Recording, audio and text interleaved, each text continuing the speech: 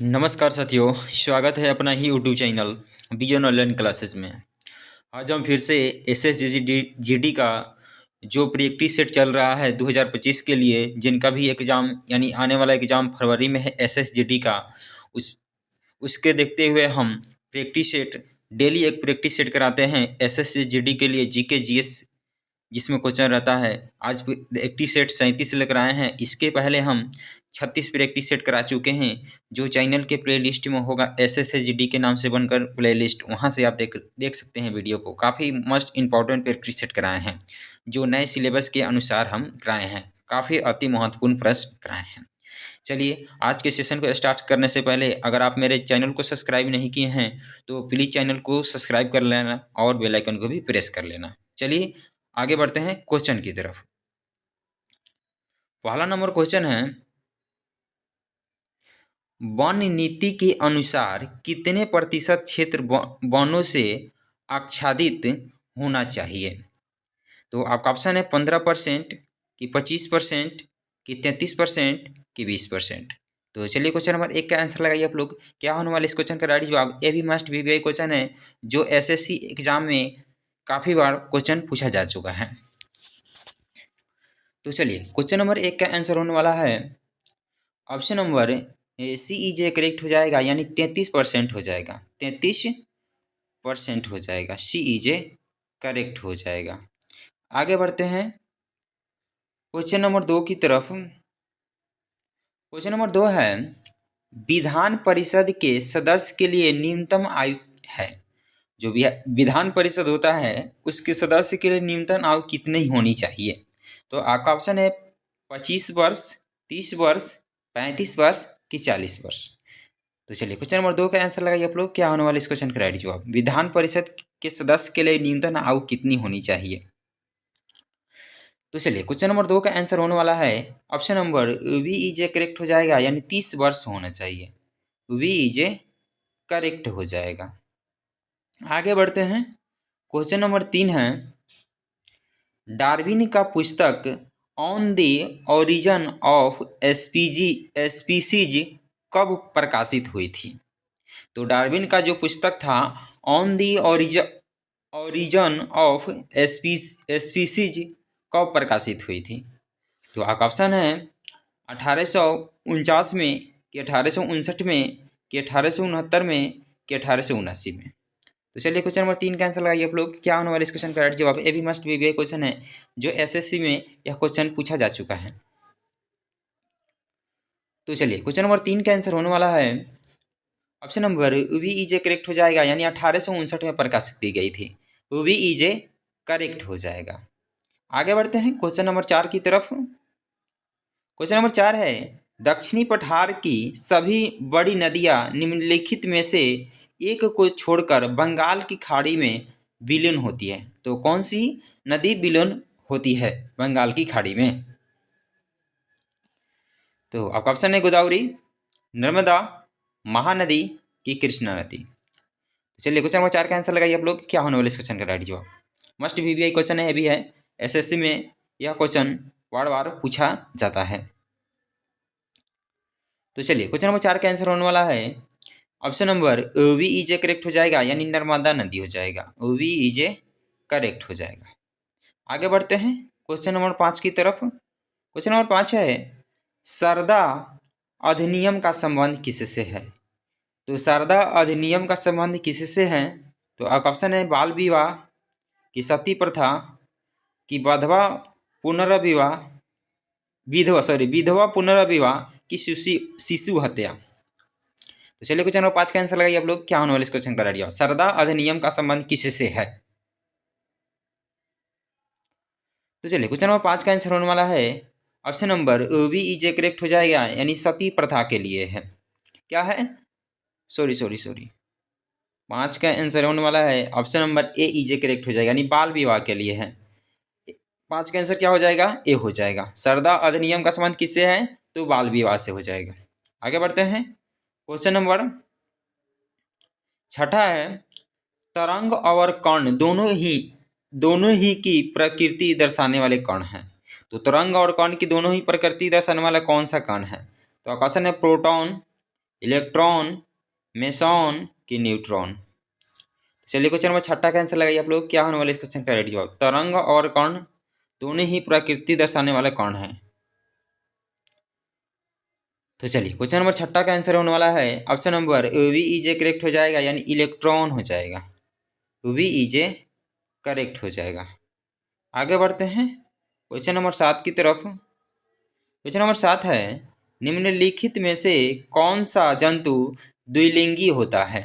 तो कौन ऐसा जंतु है जो द्विलिंगी होता है। तो आपका ऑप्शन है मधुमक्खी, एस्केरिस की जोक की मक्खी। तो चलिए क्वेश्चन नंबर 7 का आंसर लगाइए, क्या होने वाला इस क्वेश्चन का राइट। निम्नलिखित में कौन सा जंतु द्विलिंगी होता है। तो चलिए क्वेश्चन नंबर 7 का आंसर होने वाला है option number A C E J correct हो जाएगा, यानी जोंक हो जाएगा, जो द्विलिंगी होता है। सी ई जे करेक्ट हो जाएगा। आगे बढ़ते हैं क्वेश्चन नंबर 8 की तरफ। क्वेश्चन नंबर 8 है, एस जी एस टी का पूर्ण रूप क्या होता है, यानी विस्तारित रूप क्या होता है, यानी फुल फॉर्म क्या होता है इसका, एस जी एस टी का। तो आपका ऑप्शन है sale and good service tax, कि sale goods and skill tax, कि state goods and service tax, कि state and good sale tax. तो चलिए क्वेश्चन नंबर 8 का आंसर लगाइए आप लोग, क्या होने वाले इस क्वेश्चन का राइट जवाब। ये भी मस्ट बी वाई क्वेश्चन है, जो एसएससी में यह क्वेश्चन पूछा जा चुका है। तो चलिए क्वेश्चन नंबर 8 का आंसर होने वाला है option number A C E J correct हो जाएगा, यानी state goods and service tax हो जाएगा। सी ई जे करेक्ट हो जाएगा। आगे बढ़ते हैं क्वेश्चन नंबर 9 की तरफ। क्वेश्चन नंबर 9 है, संयुक्त राष्ट्र संघ के महासचिव की नियुक्ति किसके द्वारा की जाती है। तो संयुक्त राष्ट्र संघ के महासचिव की नियुक्ति किसके द्वारा की जाती है। तो आपका ऑप्शन है महासभा द्वारा, कि सुरक्षा परिषद द्वारा, कि अंतर्राष्ट्रीय न्यायालय द्वारा, कि सुरक्षा परिषद की सिफारिशों पर महासभा। तो चलिए क्वेश्चन नंबर 9 का आंसर लगाइए आप लोग, क्या होने वाले इस क्वेश्चन का राइट जवाब। ये भी मस्ट बीबीआई क्वेश्चन है, जो एसएससी में बार बार क्वेश्चन पूछा जाता है। तो चलिए क्वेश्चन नंबर 9 का आंसर होने वाला है option number D E J correct हो जाएगा, यानी सुरक्षा परिषद की सिफारिशों पर महासभा। डी ई जे करेक्ट हो जाएगा। आगे बढ़ते हैं क्वेश्चन नंबर 10 की तरफ। क्वेश्चन नंबर 10 है, वायुमंडलीय दाब में सहसा पतन किस बात का संकेत है। तो चलिए क्वेश्चन नंबर 10 का आंसर लगाइए आप लोग, इसका आंसर क्या होने वाला है इस क्वेश्चन का राइट जवाब। क्वेश्चन नंबर 10 का आपका ऑप्शन है साफ मौसम का, कि तूफान का, कि वर्षा का, कि शीतल मौसम का। सहसा पतन किस बात का संकेत देता है। तो चलिए क्वेश्चन नंबर 10 का आंसर होने वाला है option number V E J correct हो जाएगा, यानी तूफान का संकेत देता है। वी ई जे करेक्ट हो जाएगा।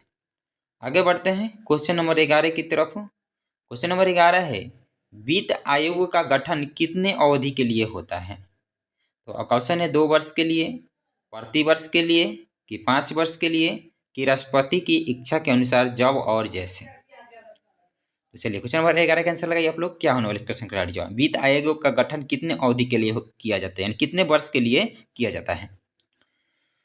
तो चलिए क्वेश्चन नंबर 11 का आंसर होने वाला है option number A C E J correct हो जाएगा, यानी 5 वर्षों के लिए किया जाता है।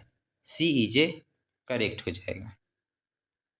आगे बढ़ते हैं क्वेश्चन नंबर 12 की तरफ। क्वेश्चन नंबर 12 है, मस्तिष्क के किस भाग में शरीर के ताप को नियंत्रण करने का केंद्र होता है। तो आपका ऑप्शन है अग्र मस्तिष्क में, कि अनुमस्तिष्क में, कि प्रमस्तिष्क में, कि हाइपोथैलेमस में। तो चलिए क्वेश्चन नंबर 12 का आंसर लगाइए, क्या होने वाले इस क्वेश्चन का राइट जवाब। ये भी मस्ट बी वाई क्वेश्चन है, मस्तिष्क के किस भाग में शरीर के ताप को नियंत्रित करने का केंद्र होता है। तो चलिए क्वेश्चन नंबर 12 का आंसर होने वाला है option number D E J correct हो जाएगा, यानी हाइपोथैलेमस हो जाएगा। और डी ई जे करेक्ट हो जाएगा।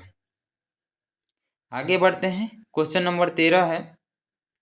क्वेश्चन नंबर 13 है, पेट्रोल में टेट्राएथिलेट निम्नलिखित के कारण से मिलाया जाता है। तो किस कारण से टेट्राएथिलेट पेट्रोल में मिलाया जाता है।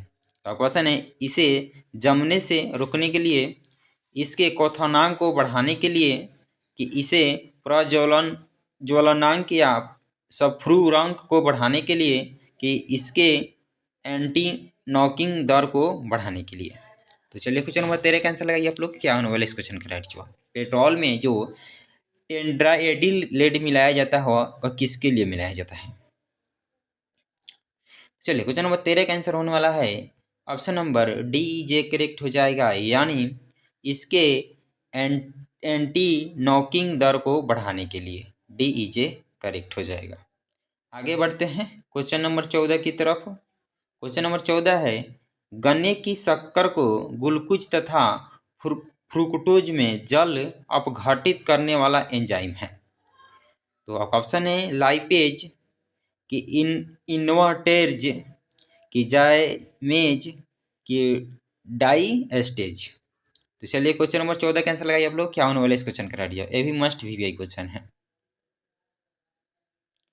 तो चलिए क्वेश्चन नंबर 14 का आंसर होने वाला है ऑप्शन नंबर VEJ करेक्ट हो जाएगा, यानी इन्वर्टेज हो जाएगा। VEJ करेक्ट हो जाएगा। आगे बढ़ते हैं क्वेश्चन नंबर 15 है। क्वेश्चन नंबर 15 है मालवा गुजरात और महाराष्ट्र किस शासक ने पहली बार जीता था। तो मालवा गुजरात और महाराष्ट्र किस शासक ने पहली बार जीता था। तो ऑप्शन है हर्ष ने जीता था, कि स्कंदगुप्त के जीता था, कि विक्रमादित्य ने, कि चंद्रगुप्त मौर्य ने। तो चलिए क्वेश्चन नंबर 15 का आंसर लगाइए आप लोग, क्या होने वाला इस क्वेश्चन का जवाब। मालवा गुजरात और महाराष्ट्र किस शासक ने पहली बार जीता था।